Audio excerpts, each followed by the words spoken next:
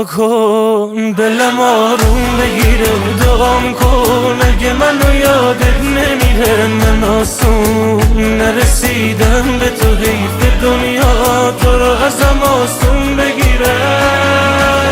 قصه 1001 شب تو دلم کاشتی، تو چی آوردی که جاش قلبمو برداشتی.